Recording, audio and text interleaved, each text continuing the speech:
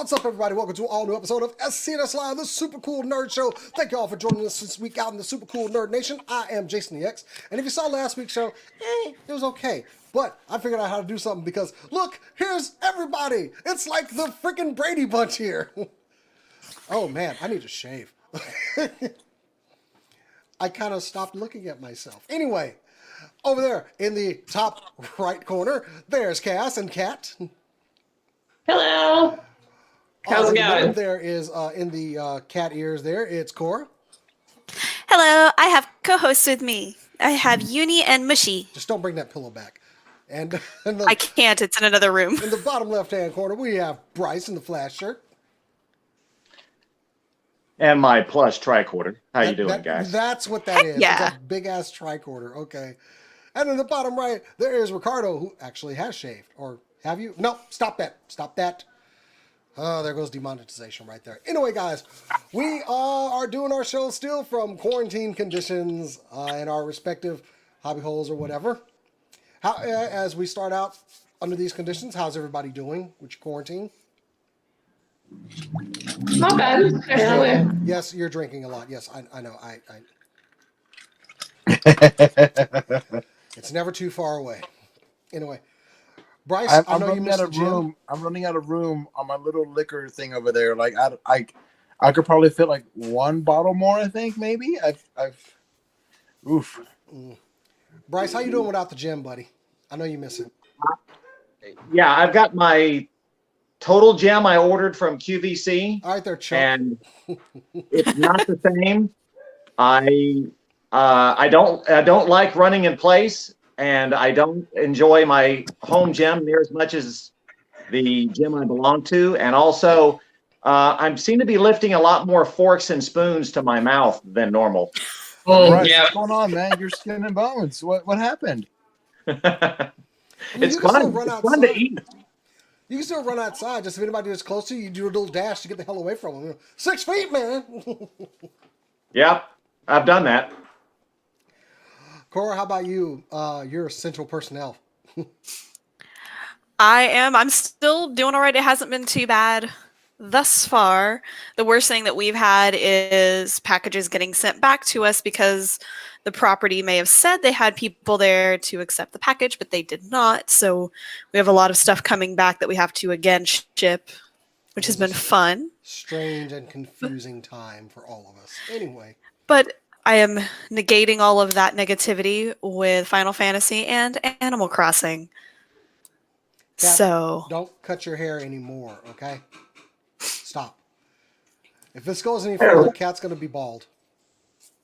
I just wanted to shave like the back a little bit and the sides. It wasn't ever my intention to look like an anime dream girl, but here we are.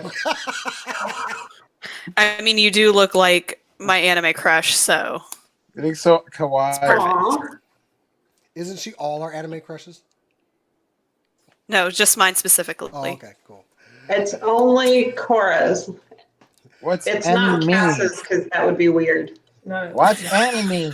What's this anime thing? Is that something to do with tigers? I don't know. That'll be something on Netflix. All right. Let's go ahead and stop all this lollygong. Let's kick this thing off with some super cool nerd news.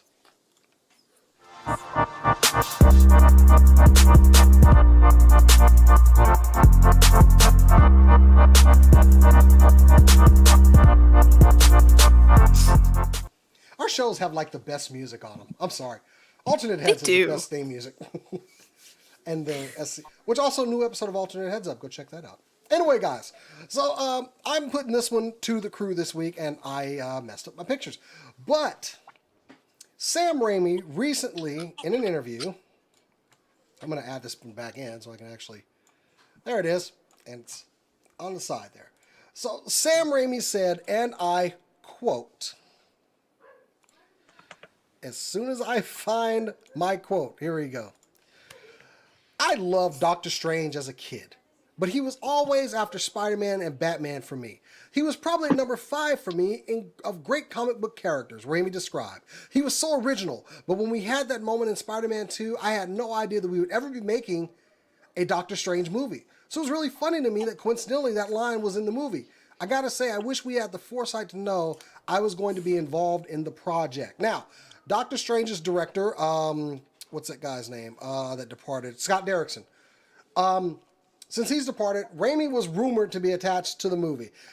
He said this in a recent interview, and of course, Doctor Strange has been pushed back to November 5th, 2021, per the creeping darkness. But this comment that Raimi makes, is he going to direct this movie? Or why does this sound vague to me? I mean, Bruce Campbell is out there screaming about he wants a role in Doctor Strange too now. Of course he does, because him and Sam Raimi are attached at the ass. And granted, I want Bruce Campbell in everything. Why not? It's have we actually gotten confirmation that Raimi is directing Doctor Strange 2? Unless it comes from Kevin Feige, I don't believe anything. Well, the internet is all aflutter about this, so I want to know y'all's opinion. I mean, I wouldn't mind. Would anybody else be objectionable to Sam Raimi directing Doctor Strange 2? I don't know, because I hated Spider-Man 3, but that was as did plenty of people. But I loved. Sorry, Sony. I loved Ash versus the Evil Dead, and I think he knows a lot about how to tell a weird and slightly creepy story, which is what Scott Derrickson brought as well. So I don't think I would have an objection. I think part of why I didn't like the Spider-Man trilogy that much is a Tobey Maguire problem. Yeah, more than anything. I just hate his stupid, too wide open eyes. Sorry if you're watching this. I don't know, Oh yeah, he's watching. Yeah, I'm sure he's watching. One of the things that really interested me about Doctor Strange is that it was going to be horror. And I don't know that Sam Raimi's ever directed anything that really scared me. Ash vs. the Evil Dead has a couple of jump scare moments, but it's more comedic. Yeah, most of Sam Raimi's stuff is. Even I mean, it's always been horror comedy, though. Yeah. That's kind of his niche. But I guess I was excited about the idea of a little bit more straight on horror. I don't think I ever expected Disney to actually follow through with that. In a superhero movie that's big budget, I guess not. Maybe. I don't know. Honestly, now that I really think about it, I don't want Sam Raimi to direct Doctor Strange. He's a decent director, but he's too campy. And the MCU, I mean, it does have its campy moments, but it's nothing like what he's done. Are you sure about that? I'm sorry. Are these from fans of Ragnarok? Yeah, Ragnarok is but that was exactly Sam Raimi. That was smart comedy. It wasn't smart comedy. It wasn't smart comedy at all. And I would rather take a Taika Waititi comedy than over Sam Raimi comedy. I get that. So, we I have would rather have Bryce, got an opinion on Doctor Strange too. Well, I read that Sam has stated that he's looking forward to doing it, and that he thought it was cool that he had that moment in Spider-Man 2 where they were naming off names that they could name, a vital character in the film, and they threw out Doctor Strange, and he said, "Who knew I would be doing this all these years later?" I think Sam thinks he's going to do it. As far as whether or not I believe he should do it, or do I want to see him do it, I enjoy Sam's work. I enjoyed the first two Spider-Man movies. He directed all three of those films, right? Yeah, but Sony had their hands all over the third one, which is why it sucked. Right. Yeah, right. but Disney's not going to do that. The third one was a mess, but I'm okay with Sam doing it because I think he brings a good vision to superhero films. I mean, I enjoyed the first two, like I stated already. Whether or not he's the right director for a horror Doctor Strange movie, I can't say because I haven't seen the script. But I'd like to think if the script is right, Sam could do a good job. All right. So in lieu of an official announcement, Sam Raimi could be or could not be. I guess we'll just have to wait and see. You know Give who me they James should get? Wan They for should get Marvel. David F. Sandberg. They should. Give me James Wan for a horror MCU movie. Nah, David F. Sandberg, director of Shazam. Before that, director of horror movies like Lights Out and Annabelle, the second one, I think. All right, so who else has some movie news for me this week? Movie Kind news? of. I'm looking at Bryce. Oh, okay. The lower left. I'm on the lower left. I'll speak up. All right. Sorry. All right. I fell asleep with my eyes open. All right. So on December 18th, and assuming that this movie isn't being pushed back, the first part of a 2-movie epic being filmed outside Abu Dhabi in 120-degree temperatures is the new Dune movie. And we got images from that movie this week, courtesy of Vanity Fair. And in the image, you'll see not only Timothée Chalamet, but also Oscar Isaac, and also, I believe, Josh Brolin as Gurney Halleck. I'm excited and interested in this film because the director of Arrival and Blade Runner 2049, Denis Villeneuve, is helming these 2 movies, and the talent is stacked in this cast. I'm excited. You got Javier Bardem, Zendaya, and these images look fantastic. What do you guys think? I've always liked Dune, and it's been a long time coming. I've honestly never seen Dune on the big screen. I've always seen it when it was like a made-for-TV 2-night event on TV. And I love the books, so yeah, bring this on. Jason Momoa's in it too. He was bragging about his character today, saying it's a very Han Solo-esque character. I keep looking over here at Bryce's face, and my camera's over here. It's a little off-putting. But yeah, clean-shaven Momoa said he's like a Han Solo type character in Dune. So This one was Kevin Bacon, right? huh? What? I get Dune mixed up with Tremors because I've never seen Dune. I have no idea Okay. what it's about. Legit All thought that burrowing was just me. Okay. Oh, so all burrowing worms just look alike to you. I mean, I thought we did a better show here. That is Wait, such an does Dune- anti-worm racist statement. We're Hold not on, wait. gatekeeping types of nerddom here. Does Dune have burrowing Yeah. thing in Dune? Yeah. Never seen it. It was directed by David Lynch, right? Yes. Oh. Yes, yeah. That's why I've never seen it. So is it about what a white male would think? Is it about all this? Is it about how women aren't meant for anything but standing in the corner looking pretty? Is that what it's about? Sometimes they try and speak, but it's nearly always a mistake. I'm so sorry. We hate David Lynch so much, both of us. I'm excited to actually get a Dune for, I guess, my age group. I don't know. It wasn't one of my favorite properties. And like I said, I always saw it on TV and well, I guess I better tune in tomorrow night to watch the other half of this movie. But also this movie is 6 hours long. Watch it.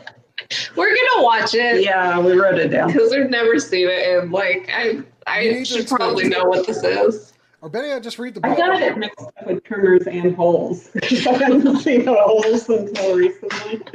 I've never seen it. I've never read the books. I'm gonna watch it because it's got a good cast, but I know nothing about this film, so I'll probably just go check it out. But, Well, go watch the original. In fact, I'm probably going to go watch the original just to remember that story and maybe understand it a little bit better than 12-year-old Jason did at the time. what's better, the books or the movie, in your opinion, Jason and Bryce? Oh, the books.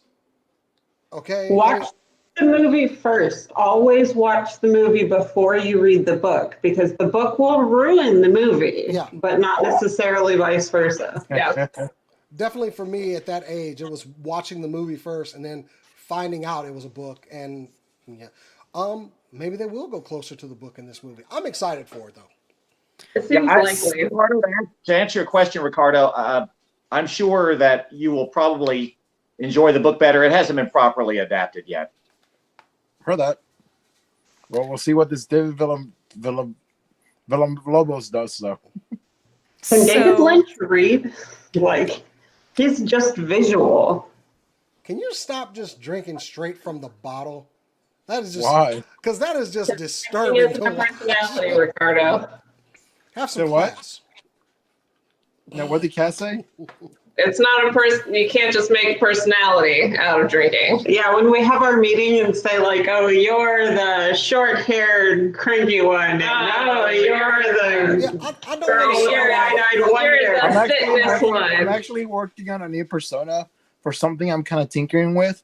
I'm gonna call myself R. Rick Richardson, like J. Jonah Jameson. I'm tinkering with something. Are you Okay. gonna be a wrestler? Because that sounds like a wrestler. Just- No, It's I'm a thinking about manager doing name. like There a we new- go. like a angry nerd, angry thoughts thing. I've got a thing going on. I'm like, anyways. So who's got more movie news? Let's get this train back on the tracks here. Hey, Cass and Kat, I have a question. Have you seen Naked Lunch? No. No. What is that? It's a David Lynch movie. You'll hate it.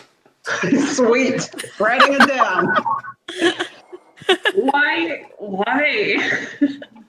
It's really bad. Okay. I mean, It's I really just. creepy. Oh, It's what? yeah, I wrote it down. Creepy. Yeah, you'll hate it. All right. So Fantastic. who's got something else in movie? Anything? I've got kind of a two kind of that are intertwined in their kind of movie. Hit me. So Disney Plus launched sometime in the past year, I'm pretty sure, and people started noticing they're actually censoring their content. There was a thing, if you watch Gravity Falls, Stan's hat doesn't have a symbol on it anymore, which is kind of strange. There's another censorship thing that they've done that I think I definitely support. In Toy Story 2, there's actually a casting couch joke at the very end. It's Stinky Pete promising to get two Barbies into something if they sleep with him. This is a movie for kids, and I don't know how the joke passed censors in the first place, but I'm absolutely Well, the For- joke was, I'm sure I could get you apart. yeah. And that's all they said. But it is pretty. But we adults know what they're talking about. Well, that's always been. And I think I absolutely support Yeah. taking that. It doesn't affect the story in any way. It's just a joke during the credits of the movie. So I absolutely support them pulling that joke. In other kind of Disney plus Disney news, Netflix is actually valued higher than Disney right now. They surpassed them. They surpassed them finally. The evil is defeated. What do you mean? Netflix They is evil. are at All hell are Disney overlords. No, $426.75 a share today or yesterday. today or yesterday. It puts them valued. Netflix is valued at 187.3 billion dollars, and Disney is at 186.6 billion. So Netflix is actually valued higher. Well, isn't this more Disney has more fingers in other pots? Because right now, nobody's in their parks. Their movies are not getting released. Would that I mean, I factor in think that? everybody knows it's temporary, probably, but it's just interesting. It shows, I think, our ability to, I don't know, rewatch content or not want to be tied to a specific brand of content necessarily or whatever, but it's interesting. They surpassed them. I didn't think that would happen even in the midst of like this. You know why I think they got so bad? 2 words.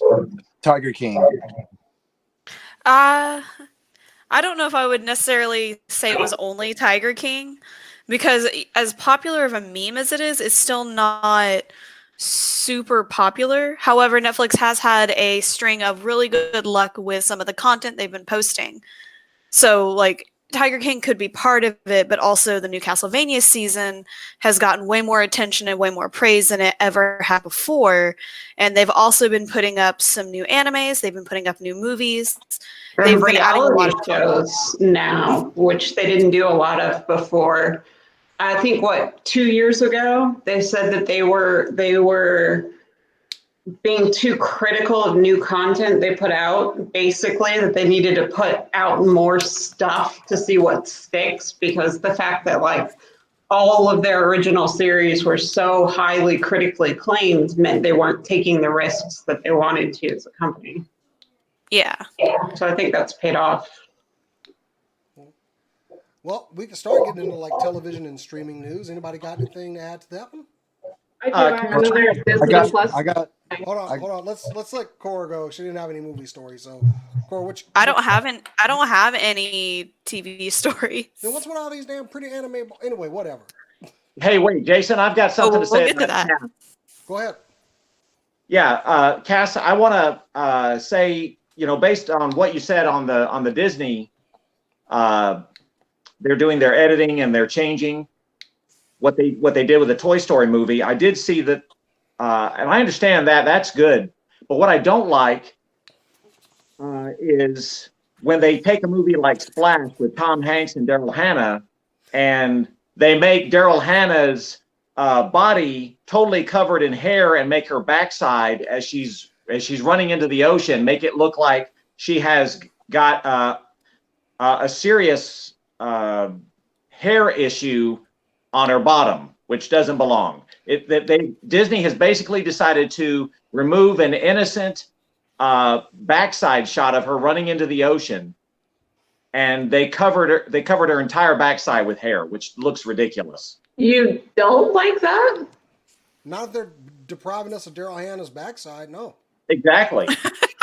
I'm gonna be Here's the thing that gets to me though, like Disney's all of a sudden deciding to retroactively censor stuff.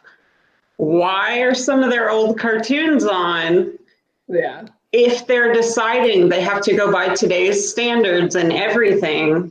They use like Dumbo, and like some of their and I understand these are beloved properties or whatever, but if you can say today's standards still apply, then you've got a lot more work to do censoring your content. Yeah. I don't know if anybody heard that. I did mute my mic. Anyway. All right. As a big part of Jason's childhood, don't cover up Daryl Hannah's backside. So that's I agree with Bryce on this one, okay?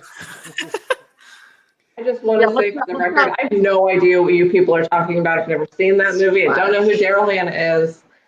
I think it's something about a mermaid. Yes. Okay. Probably hot. Is she hot? Is she hot, Jason? Yeah. Oh yeah, Okay. Daryl Hannah. Yeah. Hold on. Yeah. Because Tom Hanks isn't and never was. This is young Tom Hanks. Putting in with what's her face? Meg Ryan. Yeah, she was. That was adorable.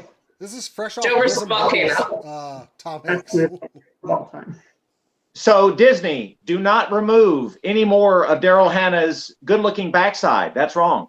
Well, No, I think they should do it to other properties. I want to see the Little Mermaid's stomach also covered in hair. I want to see all cleavage removed from everything. Mowgli. Mowgli. He's in basically A song. a song the entire Oh, you're time. right. Can we get some covered up of Mowgli, please? And don't let it input like on things like the Beatles, whatever they were, the vultures. Go ahead and put some clothes on. I'm going to get this train back on the track. So since we're talking about Disney Plus and streaming, it was recently recorded that She-Hulk would begin filming in Atlanta, Georgia on July 6, 2020. The project summary, this is filed to the FTIA. Following injury, Jennifer Walters receives an emergency blood transfusion from her cousin Bruce Banner and acquires a milder version of his Hulk condition. As such, Walters becomes a large, powerful, green-hued version of herself while largely retaining her personality. In particular, she retains her intelligence and emotional control, although, like Hulk, she still becomes stronger if enraged. So we don't even have casting news, but they're filming in 2 months? Or 3 months? We got 3 months until this thing starts. I have to go. Okay, it's She probably got work emergency. Yeah. okay. That's I want to know what doctor thought that an infusion from the Hulk was a good idea. That doesn't seem ideal. They didn't know, right? Did they not know? Do they not know who her cousin is, or do they not know who the transfusion is coming from? Like, that's just very confusing. I'm curious how that's all gonna air out. Hang on, I'm trying to fix this. Go ahead and discuss while I try to fix this real quick, because Yeah, like I don't know who. I don't know who thought that was a good idea. I do think it's interesting that they do seem to be just completely don't care about casting, but it's Disney. They can kind of do whatever they want, right? I'm okay with this because it's like, cool, it's going to be a surprise. It's like, cool, it's going to be a surprise. Might be a bunch of unknowns. Especially like in the age of today where we crave all the we must know every little bit. Like, not knowing anything going into it, I'm like, okay, I'll watch it when it comes out. I mean, it's MCU, so I'll definitely watch it. And then it's like, I don't, at this point with MCU, I really don't need to know the entire cast. Just let me know when it's going to come out, because I'm going to sit down and watch it. Well, Jessica Walters, as I remember reading the story in the book, it was a life-saving measure. They didn't have a choice. Okay. Obviously, for this show, they could change the script on it, and they could change the origin a little bit. But Yeah. Maybe they just really want to include Mark Ruffalo. well, Mark Ruffalo he's been pitching different ideas for the Hulk because he wants to get back into that role. So He wants to do a solo film for that. I know. Oh, and I need to fix that one too. Sorry. Who else has a streaming story while I fix the last scene from? I do. Go, Ricardo. Rick. I fixed yours, so. So, man, J.J. Abrams he's always busy. I'm so proud of him. He is now in contract with HBO Max. And HBO Max has handed out 3 production commitments to 1-hour dramas from Bad Robot Productions, which is owned by J.J. Abrams, including one set in the Justice League Dark universe. In addition to that, there's also a series called Overlook, inspired by Stephen King's The Shining, and also an original drama co-written by LaToya Morgan and JJ called Duster. All 3 will be executive produced by JJ, and the head of television for Bad Robot, Ben Stevenson. The executive vice president of television for Bad Robot, Rachel Roche Rich, will serve as co-executive producer, and Warner Bros. Television will produce all 3 shows, while Warner Brothers International TV Distribution will be the global distributor of all 3 shows. They are the first TV project set up on the HBO Max under the Abrams and Bad Robots mega deal with Warner Media, which was announced back in September of 2019. There's not really a whole bunch of information out there other than this, which is kind of funny that they're doing a Justice League Dark for HBO Max, considering the DC Universe app is still out there and it's still very much alive somehow. For now. For now. And then, like, we've had Constantine in 2 versions. We've had the Keanu Reeves movie from 2005, and then we had the show that aired. Y'all know this better than I do. When did the show air? I know it got. I want to say around 2015. It was on NBC, starring Matt Ryan, who is now on DC's Legends of Tomorrow on the CW. That's right. He also did Justice League Dark, the animated one. That's right. It wasn't his fault, but it wasn't great. It was okay. Yeah. I do question all these properties going to HBO, and like Ricardo said, the DC Universe app is, still on some life support. Dude, if I was the DC EU right now or whatever, I would be very anxious to let people know that they could expect content on other platforms. Like their app has not gone fantastically well, but plus it's just so DC to be like, oh yeah, that is happening. Also over here, something else is happening. And it's the same but different, and it's related but not, and don't worry about it. Has there been any new content brought to that app? So one more time. Season 2 happened recently. They had an animated thing. I think they're releasing a lot of their straight-to-video movies. They're releasing them on the DC app. They also do have the Harley Quinn show, which has been getting rave reviews online, which is it's a very hard R type of show, which a couple of friends told me I need to watch, and I still haven't, but I will because I renewed my subscription for it because I did. I watched the whole season. I liked it. I liked it a lot. So I like the hard R version of Harley because that's so crazy. No, I'm not being sarcastic. Like she has an innocent like wink at the camera thing for so long. Poison Like, is it good? Is my favorite character on that show. I love her deadpan approach to everything. Also her plant. You know, I will watch it just to see a poison ivy that I like. There are not a lot of them. I think I have one. Is it pre-transformation Gotham poison ivy? No, it's Batman animated series. Poison Ivy was pretty dope. Yeah, they had the best version of like almost all of the characters, except for stupid Man Bat that I hate. Some of the characters still weren't redeemable. A Man Bat that's hated. So much. I hate the concept so much. See, I said that, and now he's going to bring Man Bat for the next alternate heads. Damn it. I do have another TV story of sorts. Well, before you do that, Ricardo. Huh? Hey, Ricardo, before you do that, I just want to say any Justice League Dark that they bring in Zatanna, Swamp Thing, I think this is going to really go over well with fans, especially Swamp Thing fans, if they let this go for more than one episode before they decide to cancel it.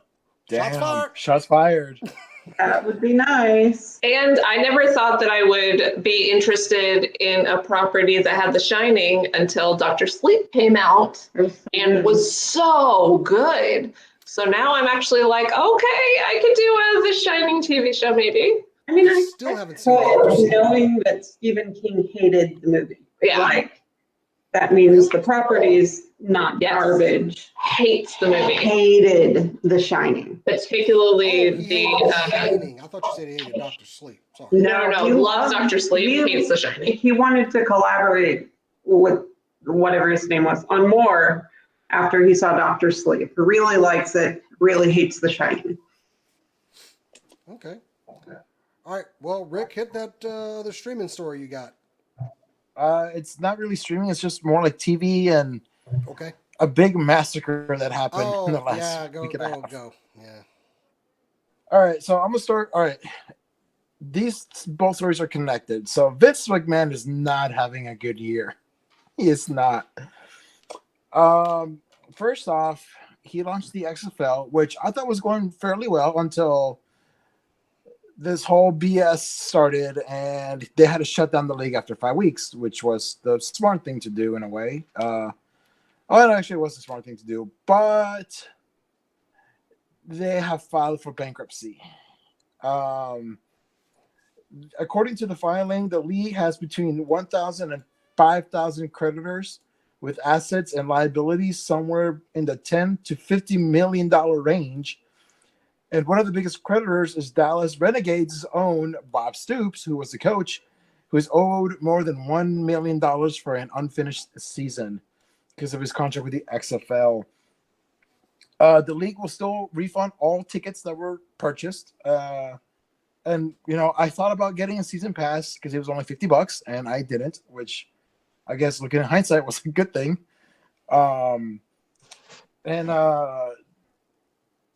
Vince McMahon actually owned the majority of the shares of the XFL. And the league is currently up for sale as well. So for all intents and purposes, the XFL is is dead. It's probably Again. never ever coming back. It's an unfortunate thing. The only fortunate thing about the XFL that happened was the fact that I think up to like 4 or 5 players have been signed to NFL teams. So some good did come out of it. But not the bigger part. Yesterday was a big massacre in the WWE. The following wrestlers were released: Kurt Angle, Heath Slater, Rusev, Zack Ryder, Eric Young, Luke Gallows, Carl Anderson, Kurt Hawkins, Leo Rush, EC3, Drake Maverick, Aiden English, Maria and Mike Kanellis, Eric Rowan, Epico, Primo, Sarah Logan, Noe Jose, and 29-year veteran of the WWE referee Mike Chioda, who was their best referee. All of them were let go of their contracts. Along with producers, the ones that helped put the matches together: Billy Kidman, Mike Rotunda, Dave Finley, Pat Buck, Sean Devari, Scott Armstrong, Sarah Stock, Shane Helms, and Lance Storm, including a couple of writers and a couple of trainers and a couple of NXT talents down in the WWE Performance Center. And the cuts are not done yet. Reports are saying that there are hundreds of employees that will be let go or furloughed in the coming days when all this is happening. But there's something that doesn't make sense about these layoffs. WWE's mass layoffs stand in stark juxtaposition, there we go, to smaller and poor combat sports promotions that are opting to retain staff and ride this out. Something that WWE can afford to do more comfortably than just anybody. WWE's first official statement right after the spread of this virus reminded its investors that they have more than $500 million in cash on hand and are fully equipped to easily ride out any potential shutdown of live entertainment. This was according to Brandon Thurston of WrestleNomics. He also said that if WWE did not run a live event for the rest of the year, it will still report record-setting profits in 2020 with an operating income of $121 million and total revenue of $927 million, largely supported by continued TV fees rights. The layoffs will only save WWE only about $4 million monthly, while adding $4 million in cash flow, which will be the talking point on the April 23rd called for their Q1 2020 earning calling. So, what the hell? They're still going to be profitable even if they completely shut down for the rest of the year and they laid off all these wrestlers and writers and producers and trainers. Like, what? Jason, we can't hear you. Jason, you're muted. Sorry. What I was saying is this sucks when anybody loses their job, especially now. But Vince McMahon is greedy, okay? And he just lost a ton of money on another failed idea with the XFL. It's already happened once, and it failed again. Granted, there were some extenuating circumstances, but I don't think this thing was going to go past the season. Now, Vince held on to these wrestlers for fear that they would go to competition and didn't use them, just basically gave them a paycheck, but didn't allow them to wrestle or expand their character. Nothing. And then we approach a point where they can't go to anywhere else and make money, and he just lets them go. I get one per show, right? Yeah, do it. Go for it. Fuck Vince McMahon, okay? He held on to these guys. He wouldn't let people out of contracts. And now, oh yeah, I'll let you go. In a market where they can't even go work anywhere else. And some of these guys, granted, some of them were like, hey, I've been asking for my release for a long time. I'm glad I finally got it. I understand they're going to have to cut some costs, but I also have to point out wrestling is an essential service. So also the state of Florida said, hey, wrestling is an essential service, and we're going to allow them to continue live filming shortly after Linda McMahon donated millions, I think almost $50 million to Florida with promises they'll campaign there. And then all of a sudden their governor, you know what? Yeah, they can film and resume business. No! This is some clear corruption right before our eyes. And honestly, it has turned me off as a fan of wrestling. I know Well, Vince it should McMahon. turn you off of WWE. There's for been a sure. ton. Actually, I stopped being vested in WWE after the Saudi Arabian shows, okay? Yeah. And I was getting back because I hate the company, but I love the workers. Yeah. So, but then this happens, and we know that Vince, him and Donald Trump are buddy-buddy, which also he's going to figure out how to open up the economy as well. I'll get into that later. But this is such clear corruption politically. I can't, in good conscience, I'm done watching WWE wrestling. After seeing Drake Maverick's video yesterday, I was like, I wanted to cry for him because of how for everyone that grew up in the 80s and 90s and part of the early 2000s, like WWE was your goal. Like there was nothing else until recent. And you wanted to be there. You wanted to be at the WrestleManias, the SummerSlams. Like that was your goal. And all these guys went there with empty promises. It just so Vince wouldn't see them pop up in TNA, Ring of Honor, now AEW. And the thing is, though, I think when all this is over, Tony Khan and his dad, they're going to open up their checkbook even more and say, hey, let's do a second show. Let's sign a bunch of these guys and let's give them a proper let's let them properly show their talents, like EC3, Leo Rush, Drake Maverick. Like these guys are superstars. These guys are great wrestlers, and Vince wasted them away because he's a dumb old F. No, because he did it out of pride. He didn't want them going anywhere, making money that was not his. That's what it all boils down to. And in the end, it ended up hurting them. Because now, who knows when they can return to other promotions that have shut down as they should. I feel very strongly about this one. I'm just, wow. You screwed these guys. You didn't let them, you didn't want to use them, but you wouldn't let them go. Okay, sure. And now some of them should have, like, EC3 was doing great at NXT, and then they brought him up to the main roster and did nothing with him because Vince is old. And the other part is we are at state, we have a pandemic going on. I'm sorry, this is not the main thing that should be worried about right now. So, yeah. Anyway. Well, go ahead, Bryce. Yeah, I was just going to say, maybe the referee that got let go, that, maybe he can, get some work, working one of these Kardashian shows and referee, one of these families who have their problems, or maybe my family gatherings. I can see Mike Chioda doing that. I don't know. Mike Chioda is a legend in the business. He can easily go somewhere and train referees. The man has a wealth of experience, and I do wish him the best. 29 years with the company. And they are the backbone of a wrestling match. So I wish all of them well. I hope that they can find work when work is available again. But yeah, it was a terrible, terrible day at WWE headquarters yesterday, and there's supposedly more firings coming. And it didn't get any better today.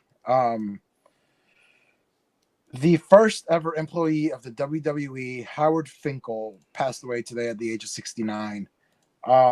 He was actually an announcer for Madison Square Garden in 1977 before he was hired by Vince in April 1st of 1980. He was the first employee once he took over from his dad. He actually was the one that came up with the name WrestleMania. He is being credited as the creator of that name. No cause of death has been released, but he did have a massive stroke back in 2018 and had been in ill health since.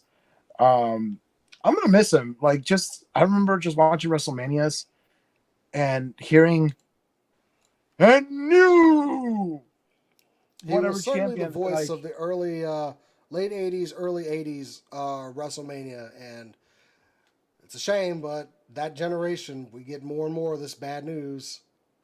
Yeah. Hate to put it that way. He was a Hall of Famer in 2009.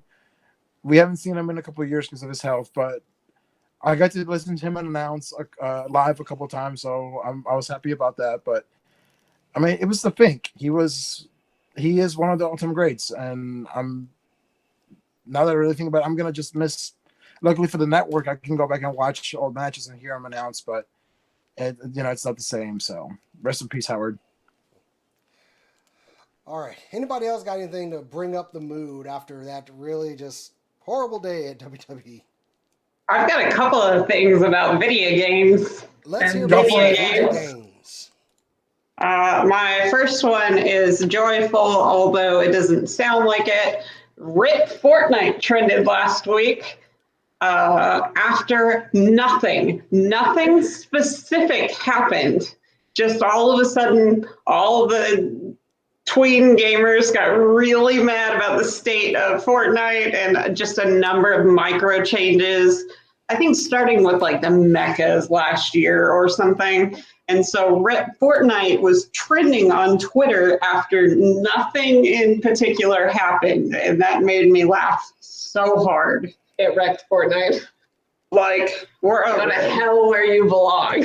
I don't hate Fortnite though, because it keeps all of those gamers out of games that I'm playing. So like, I hope they stay open and get more popular than ever, but you won't find me on that platform. Like, not. I tried. But yeah, all the 9-year-olds, like, you're welcome to them. Go ahead. I tried Fortnite. It wasn't for me. What? Sorry. I tried Fortnite. Wasn't for me. Yeah, Yeah. me neither. Speaking of games that aren't for me, if you like the Dark Souls franchise and you are on Steam, you can get them now for a heavily discounted price. On Steam, you can get, until April 20th, you can get Dark Souls 2 and 3 for just $10 as opposed to $40 and $60 respectively. You can also get several of the expansions for a discounted price. You can grab a season pass for 50% off at $12.49 a pop. This is a very intense franchise. I've played Bloodborne a little bit. I haven't played Dark Souls for very long. I've played it a little bit time. and been like, I don't have the time to dedicate I do to not this. have the patience for those games. Of all of them, I would probably play Bloodborne before I would play Dark Souls game. But if you like dying over and over and over and over again, then you can get Dark Souls on Steam. Or play God of War, which might be the Valkyrie Queen, That too. which I did today. I beat Sigrid the Valkyrie Queen. So happy. You beat the Valkyrie. Yes, I did. Only on like normal difficulty. I'm not playing like give me God of War. It was normal difficulty, but it was not easy difficulty, and I beat Sigrid today. I don't know how many hours I spent trying to kill that lady. She's so hard, and she comes at you so big. Words. What? I invented new combinations of curse words trying to kill that lady. I'm not to the point. I just started grinding Niflheim, so I'm not even to the point where I could attempt a Valkyrie yet. But I am very much and not at all looking forward to I think it. it was about 2 or 3 days, and it was a right combination of like attacks and different abilities. And Bitter rage. leaving for a while and going somewhere else to do something else in the game and then coming back. I But think you've got a couple more video game, right? oh yeah, I have just by the by, Pogo has a new COO. Her name is Megan Quinn. With a name like Megan Quinn, you are always going to be in video games or comic books.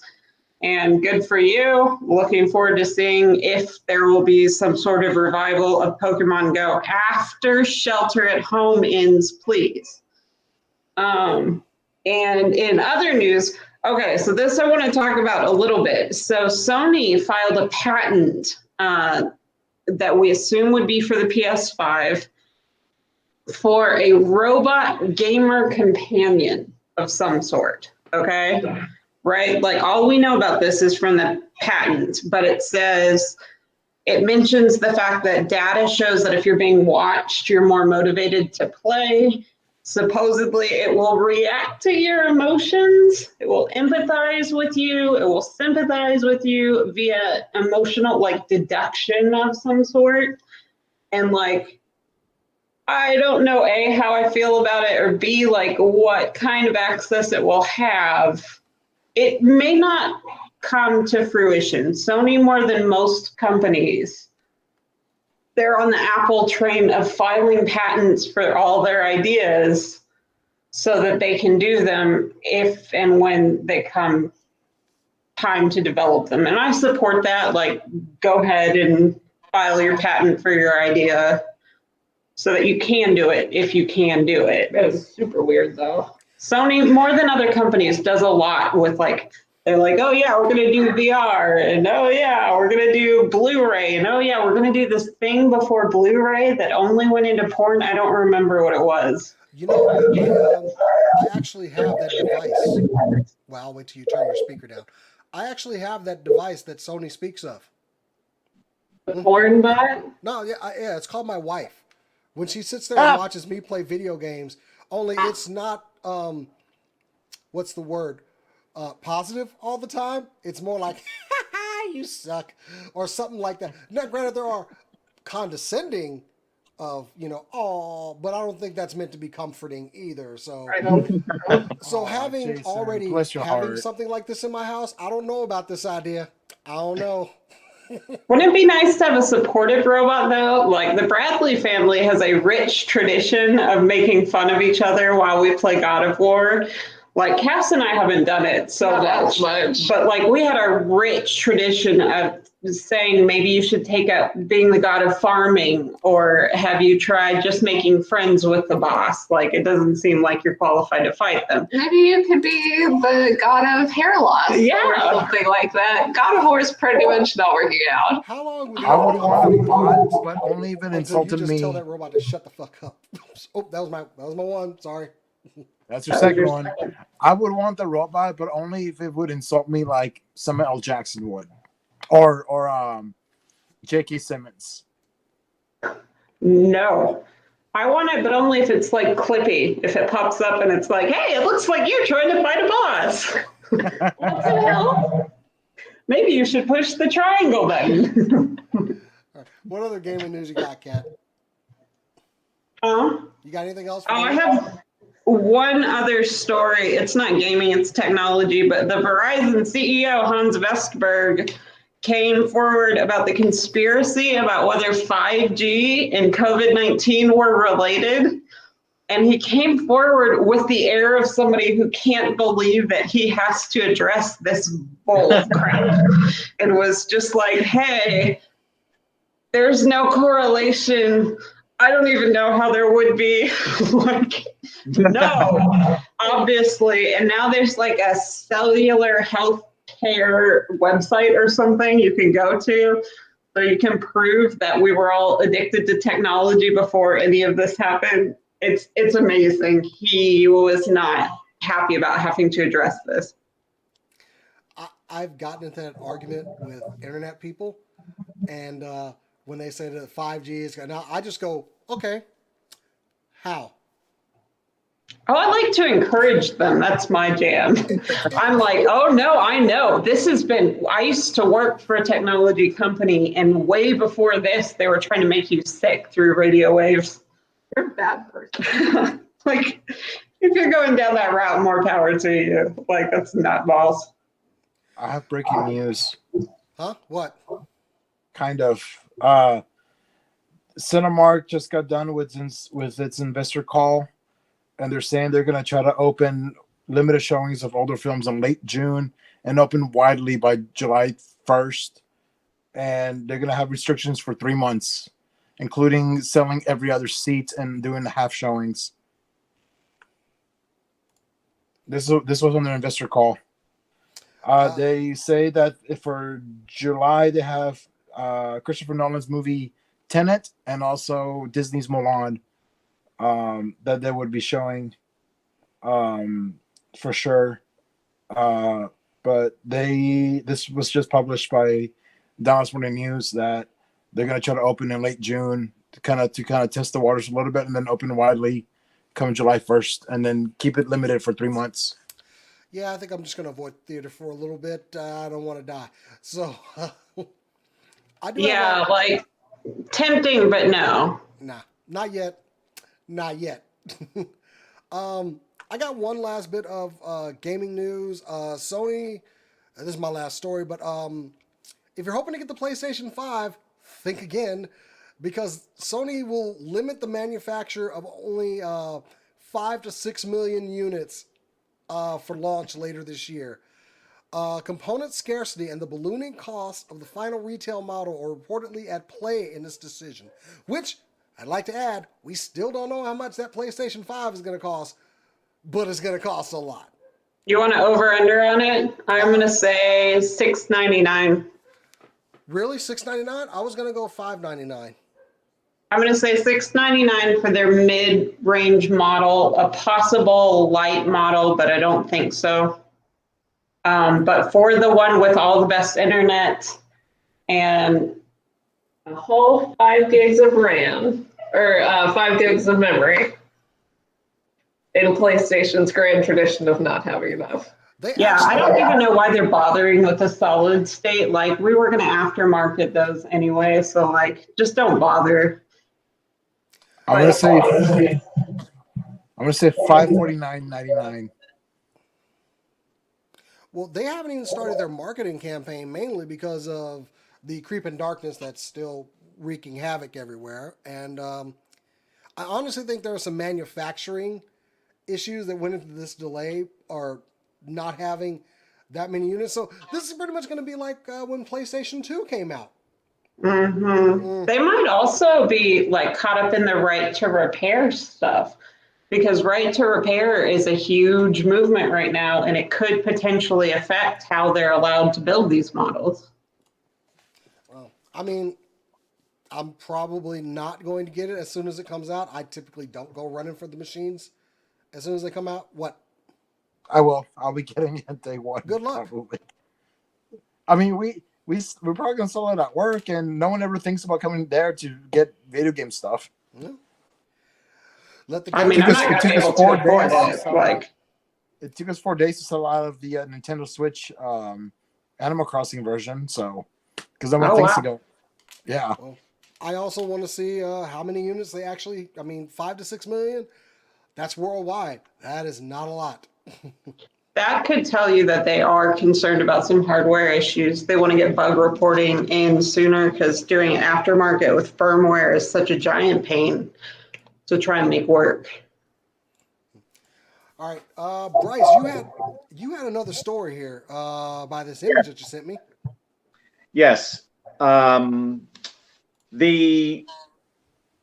Jerry Ryan in her type cat suit back in the day on Star Trek Voyager has stated that she was uncomfortable for the 3 to 4 years she was filming. There was some feuding going on that she's talked about lately in interviews. She feuded with Kate Mulgrew, and the two did not get along well on set. And Jerry has since stated that she's really enjoyed her time on Picard, very comfortable on that set. The two are amicable now, which is good, because I've seen them on stage together at Star Trek Vegas, and they have shared some laughs. And what the good thing about this is that we should get some juicy tidbits about the making of Star Trek Voyager, because the maker of, or one of the makers of What We Left Behind, the Blu-ray DVD for the Deep Space Nine television series, one of the makers of that teased on his social media recently, David Zapponi, has said, who wants a documentary for the 25th anniversary of Star Trek Voyager?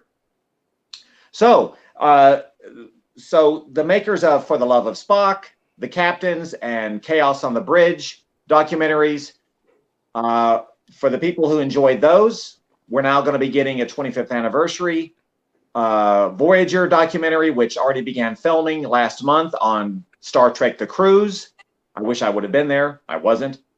So that is coming following the Deep Space Nine documentary, which was widely regarded as a very excellent documentary. And one other story, Voyager related. For her future contributions in the Delta Quadrant, Captain Catherine Janeway, not Kate Mulgrew, but Captain Catherine Janeway, who was born on May 20th of the year 2336.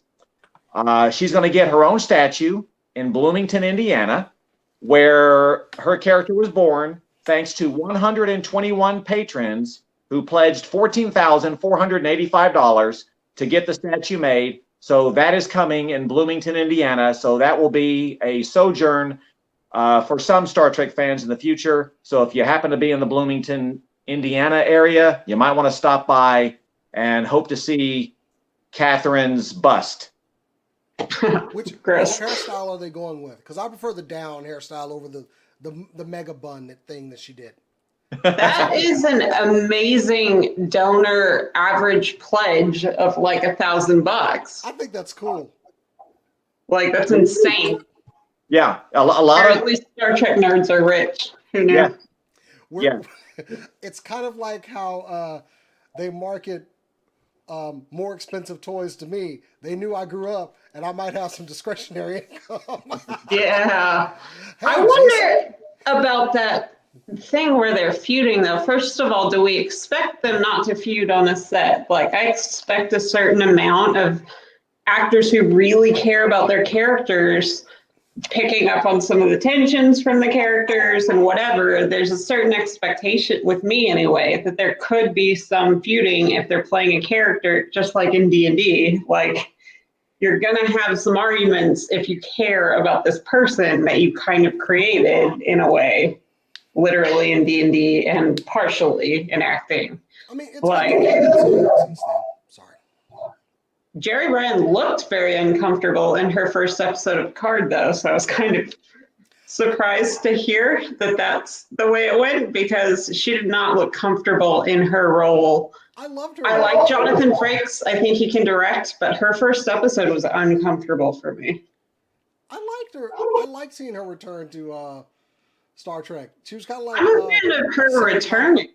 It's just the way the story was told in her first episode was weird. Strange. It got better. Still love the series. It was uncomfortable because you're dealing with a supporting character's demise. It was uncomfortable to watch.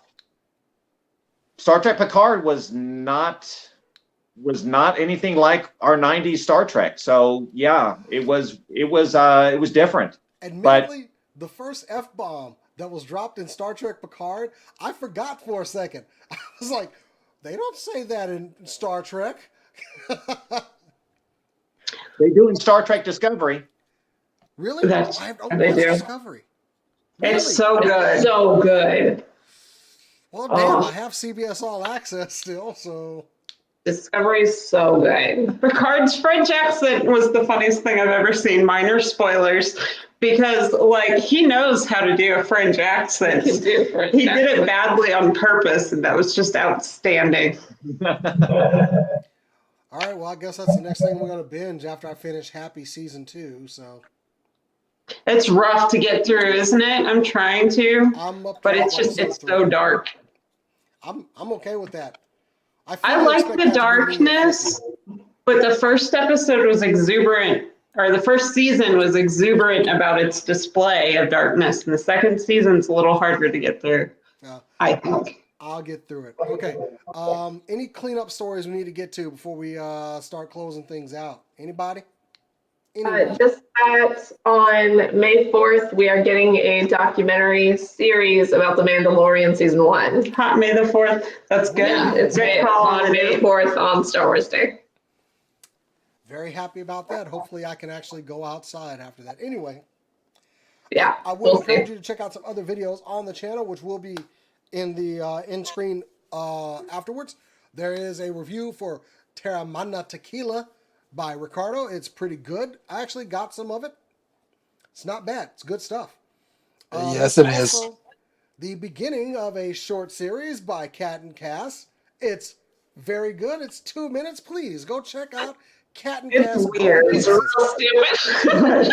We decided we have to make movies. We have to create. Like, No, we're gonna do. please create. I enjoyed it. I'm gonna tell on Kat a little bit because she's like, do you like this? I'm like, yes, I like it. Should I put it on the channel? You absolutely should put it on the damn channel. So yes. It's like, just push it out, Kat. Like I looked at it, I was like, yeah, this needs to be on the channel. So go check out those new videos on the channel. We'll have some content coming out this weekend. And like I said, there is a new episode of Alternate Heads. Go check that out. Nerds with Coffee. Sadly, we've run out of pre-taped episodes. I'm sorry. So we're looking to get some more out. Please be patient. Those are just not as fun if we're not in the same room doing some goofiness. But I do have, we have some ideas coming out. Guessing chicken nuggets is going to be one that I want to do because I love the eating challenges.